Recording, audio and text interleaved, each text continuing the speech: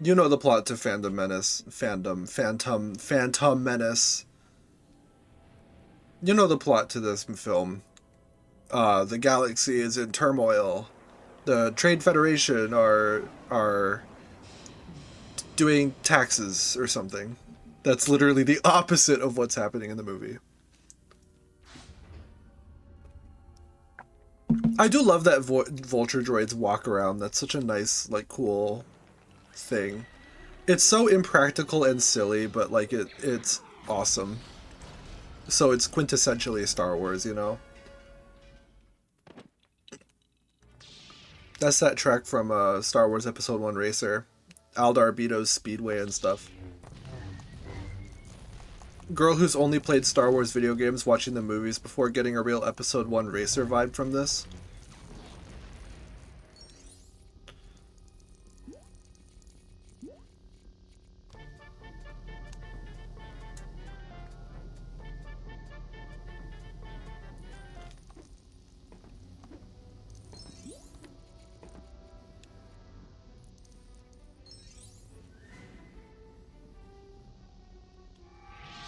It's over!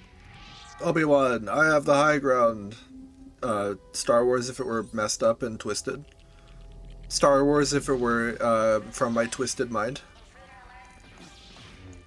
Whoa, spoken dialogue in a Lego game? Oh no, it's not got the charm of no words or whatever.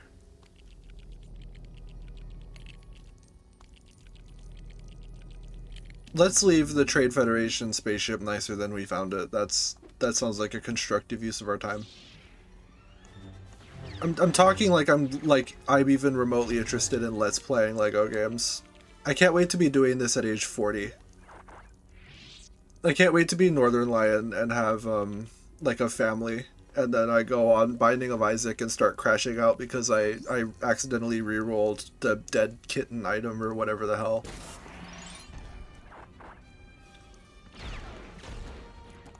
I know, like, I mean, Binding of Isaac was like the first, and that's probably part of it, but I cannot imagine finding Binding of Isaac fun. It wasn't like the first like roguelike or roguelite or whatever, but it was it was pretty early on. I just do not care for it. It it bores me. Cheeky game reviewer voice. It bores me to tears. Do you get it because he attacks by crying? Do you get it?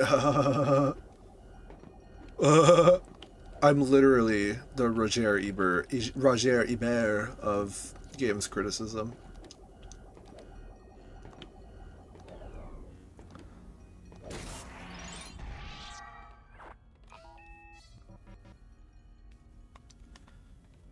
I think it's so funny that the silver protocol droid from this scene in the film is a named character.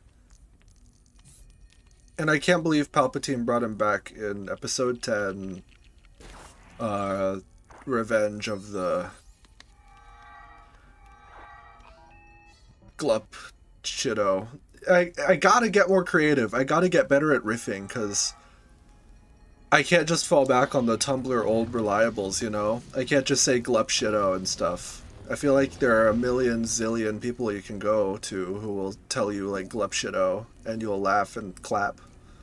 Like the trained seal that you are. Fuck you, people who watch my videos. You're literally a trained seal. No, I need to be Jar Jar in order to reach that. But I can reach this as Qui-Gon. Haha. Liam Neeson, did you know that a majority of episode 1, The Phantom Menace, was unscripted? Liam Neeson just started doing that on set. It's really sad that he got impaled though in real life. Bravo to a legend, Liam Neeson.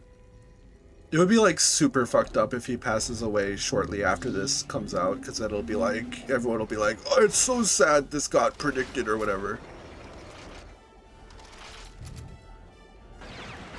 I'm gonna be, that's like that's the number one worst case scenario, is that I become notorious for fucking predicting the death of an actor. Can you imagine being that person? Like you're like, like would it be funny if like they, and then you go on the news, you like go on your phone, and it's like dead at 89, and it's like, oh fuck. Like, one motherfucker is gonna make a joke about how old Martin Scorsese is and how he's gonna like die any second, and then it'll happen the next like minute. There's always a non-zero chance, and even if it's not an old bastard, it could be like Nicolas Cage or something.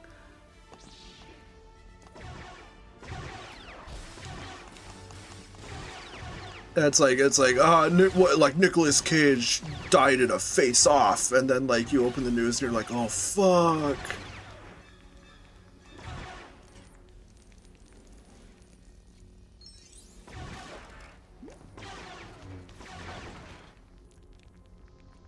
I gotta lock in. I gotta cultivate forms of banter unheard of in society. I think streamers have it easy because like they come out the womb with 900 million viewers and subscribers, and who will ask them questions like, hey, do you shove cacti up your ass? And they go, whoa, I can't believe he asked me that.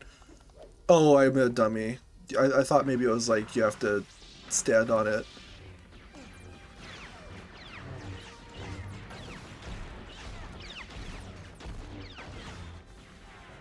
Oh, it's just like Jedi Survivor because there are battle droids and lightsabers and other common staples of Star Wars entertainment media.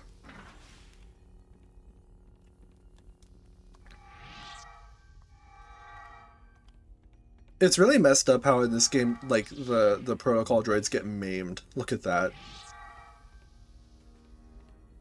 I mean, at this point, put him out of his misery. Or it's got feminine programming, which is how Wikipedia would say it. As you can tell by the voice. Apparently. It was very important for this story that the robots have genders. Yeah, thank you. I really care that my Steam friend is playing Quaver. Whatever that is.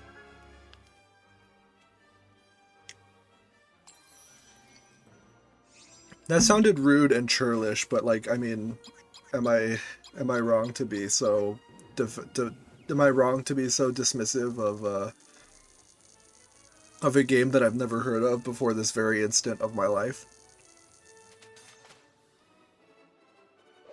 Probably. I'm gonna receive death threats for disrespecting whatever that game was. And that'll be my claim to fame. I'm gonna go on,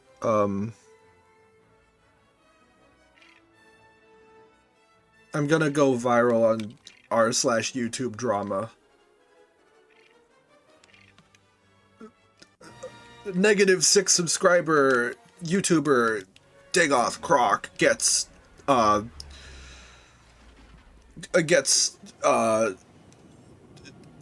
up by an IED because of comments made about the video game Quaver.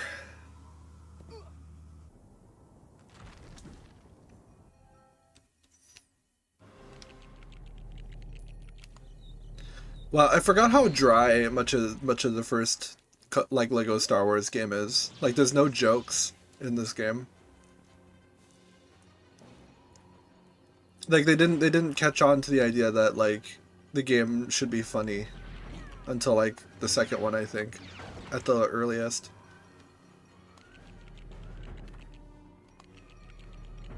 Why are you launching it again? Is it crashing, bozo? Huh? What's up? What's the matter? What's the matter? Is Quaver crashing, bozo? Huh? What's up? Huh? Huh? What's up? Huh? What's up?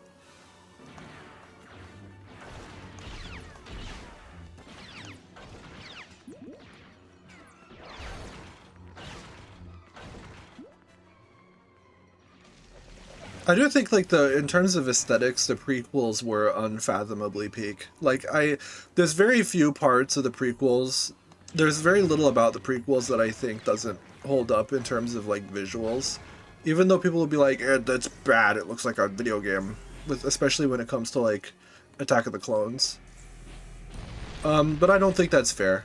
Because first of all, people have this weird habit of downplaying how many practical effects were in the prequels and how much verisimilitude those films really had, and they just kind of cherry pick scenes to make it out like the whole film was like in front of a green screen and there was no props or even acting or whatever, and it was all in the computer.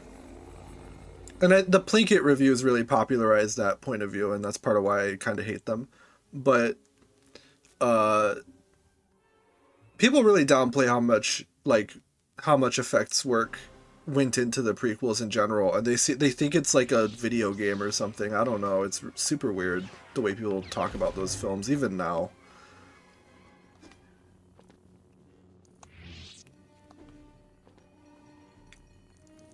But I did get sidetracked. I forgot why I even brought it up. Oh, right. But I do think that a lot of the Star Wars movies do, the prequels really do hold up, especially in terms of aesthetics. Like the general tone and look of prequel era content is just so awesome. I kind of hate the word content, but you know, parlance of our times, as the dude would say. I have to be Jar Jar so I can jump.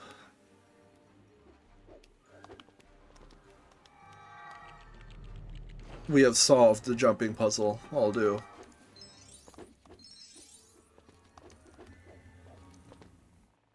Ah, why am I dropping frames? This game requires a powerhouse. What areas? Only bounty hunters can access these areas. I don't... What are you talking about? You know what? Oh, that area.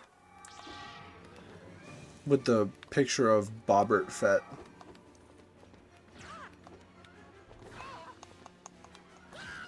I wish Jar Jar could attack in this one. They give him the ability to attack in Lego Star Wars 3 and friggin' Skywalker Saga. Which means those games are peak, actually. Because Jar Jar can bust skulls. Misa, rip your head off! And stuff like that. See, you can tell I didn't have the confidence to fully do the Jar Jar impression, but the problem is that doing the Jar Jar impression is... It's not quite the same, but I feel like it would be very similar to if I very confidently tried to leap into a Jamaican impression. I'm not doing it. Like, I can't put that on my heart, you know what I mean? It's not... I wouldn't think it right in the cold light of day.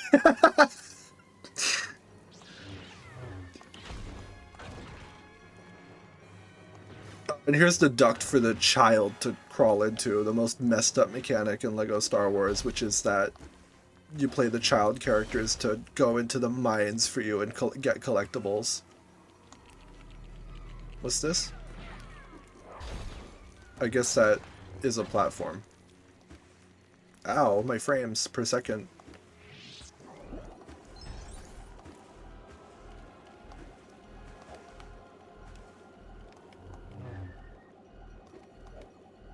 It could just be like, I might just be biased because I was like a dumb kid when the prequels and stuff came out, but it doesn't matter. Because what I still know to this day is that I look at a BX battle droid from Star Wars The Clone Wars and I'm like, that is a cool friggin' robot. That is an extremely awesome design. And that's all I need. I look at General Grievous and Plinkett is like, Lord Bone to pick? Why is his name so stupid? What's wrong with your face? And meanwhile, I'm just here like, he's got 4 arms. He has 4 lightsaber. And I'm not saying only one of us is engaging with the art correctly, but I do know who's having more fun.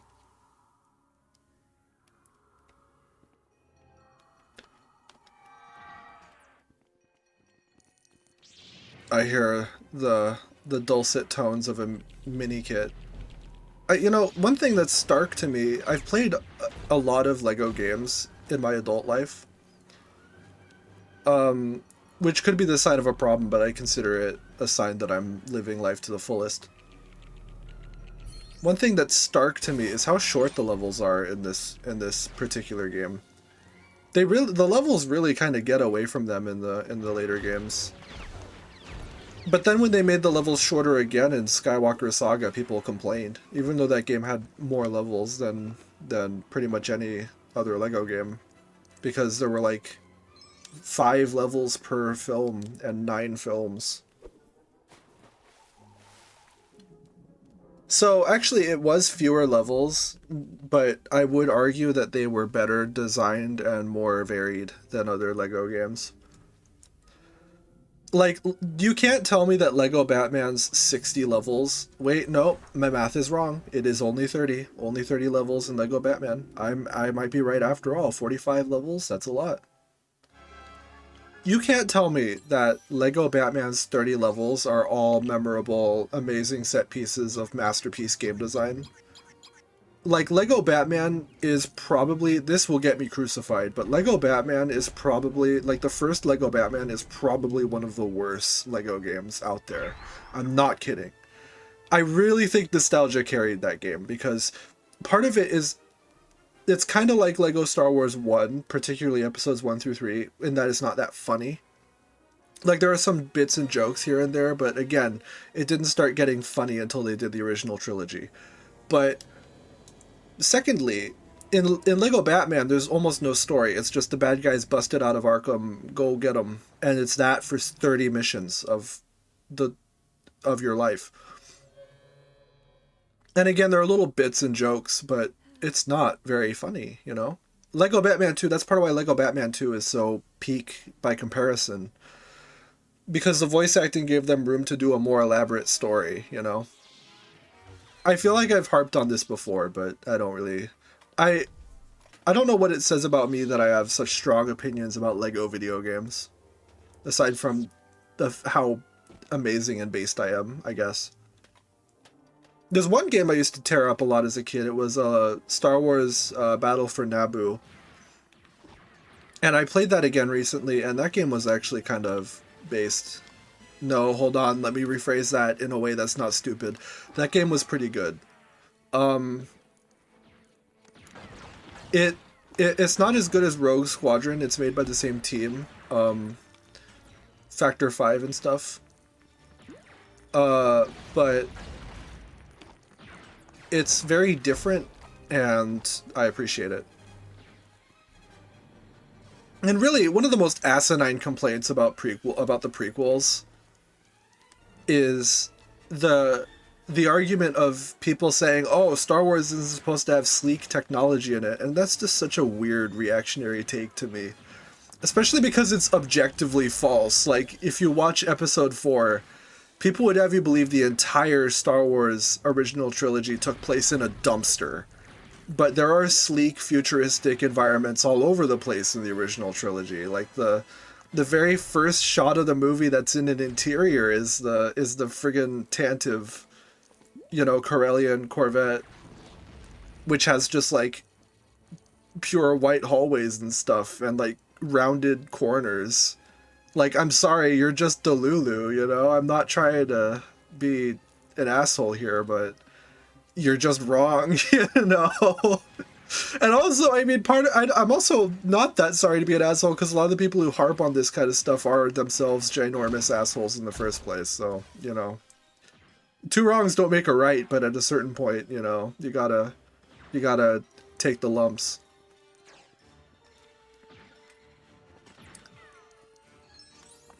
And it's such a bizarre, like, hill to die on. It's such a weird Mott and Bailey, because...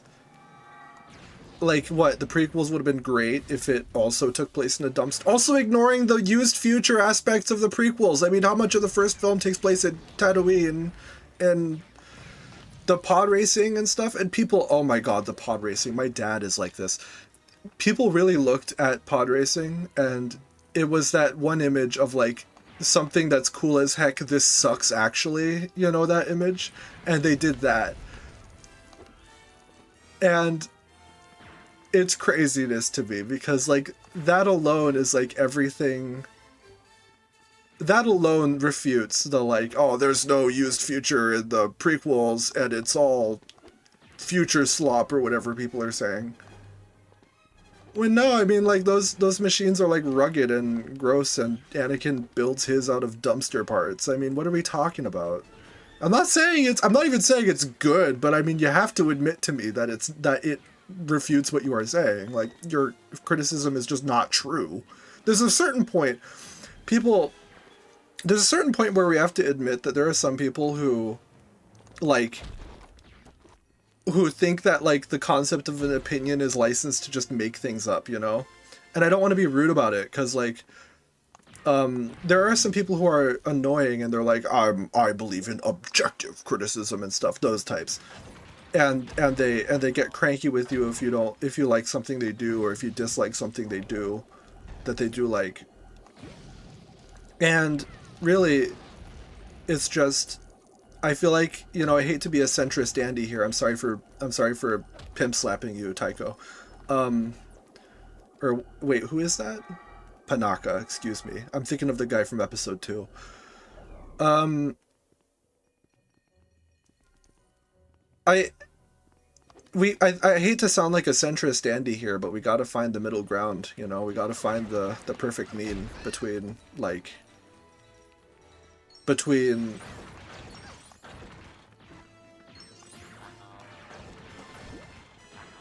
oh, I believe in objective criticism. I'm a friggin' Giga Chad with 9 million IQ, and you know, just like, yeah, there are, you know, there are like there is such a thing as, I guess, standards, but you know, putting such an importance and primacy on them isn't necessarily the best idea. You know, and it really leaves the avant-garde out to dry if you say, well, this is objectively bad and it can't ever be good, especially if you're saying that based on vibes and personal preferences while insisting that your matters of taste are actually some kind of empirical fact, backed by the gold standard. Why can you fall all the way back down here? That is completely shameless. And now I have to schlep all the way back because I naively dropped down there. But I mean, you know, am I banging rocks together here? I feel like we need to rediscover healthy art discourse, you know? I mean, God knows YouTube isn't helping. But whatever the case,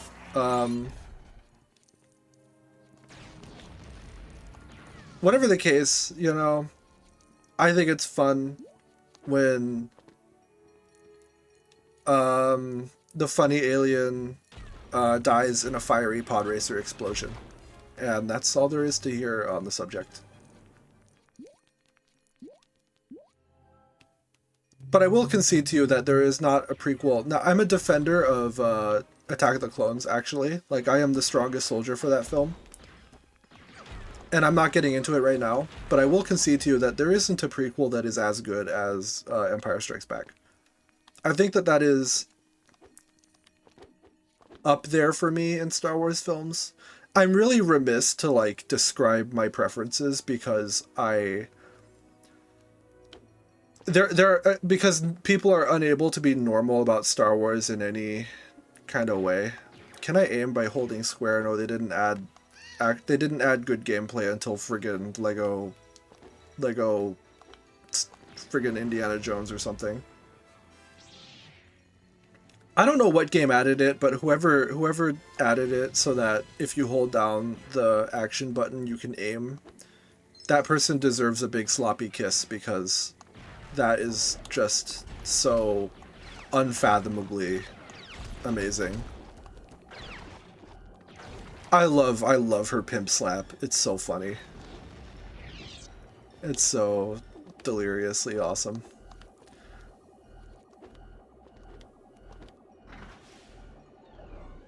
Oh, this just takes you back up. Okay, whatever. Girl who's only played girl who's only played Star Wars Episode 1 Racer, getting a lot of Star Wars Episode 1 Racer vibes from this. Me playing Need for Speed Undercover. Is that anything? I think it is.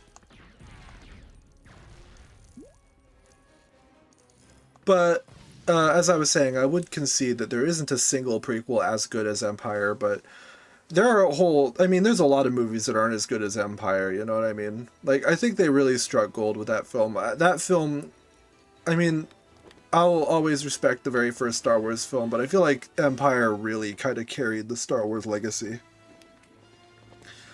Honestly, if I had to say, my favorite Star Wars film is probably Rogue One, not gonna lie to you. I really like that movie. I think they did a good job. I like that it was more gritty and kind of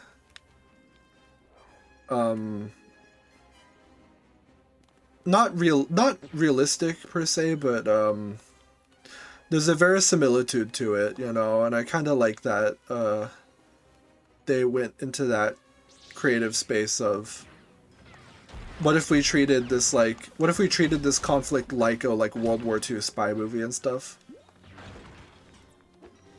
I haven't watched very much Andor, though I did see the episode. I did see the part where Andy Serkis breaks all the guys out of the jail. But,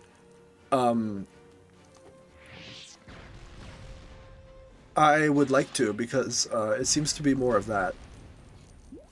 And I'm always down for that good slop, you know what I mean? I'm joining the war on slop on the side of slop, by the way. I am dedicated to making sure that slop does not carry any meaning going forward, and that it is a term that is completely devoid of any kind of definition. I'm doing my part. Gosh, and I forgot how much of Lego Star Wars, like the episode 1, is just on Naboo in Theed.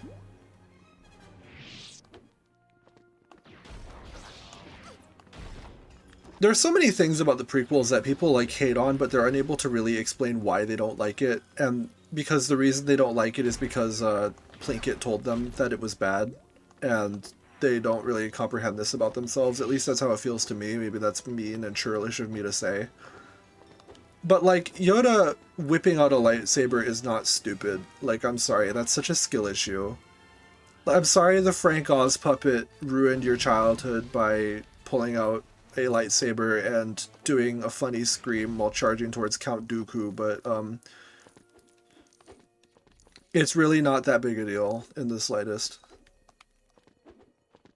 It's such a bizarre thing to dislike. Not just say, oh, that's kind of stupid, but the way some people react to that, where they're like, it's so appalling, it's destroying my entire life.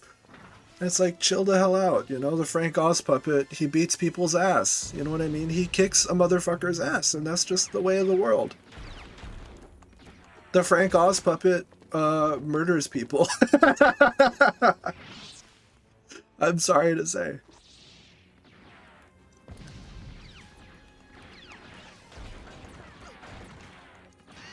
Ow. Well, the trilogy's over. Padme was executed by a battle droid. Anakin Skywalker is saved from the dark side because he is 4 years old and never fell in love with the crown princess of Naboo. Or whatever, or like, whatever she is. She's like a crown prince. I remember, I don't remember the intricacies of Star Wars prequels plot, but one thing I will find funny is Plinkett pretending to be confounded by the concept of someone being a royal and a politician at the same time. I love I love destructive criticism, because one of the most common ways it manifests is people just pretending to be hopelessly stupid in order to dunk on something they don't like.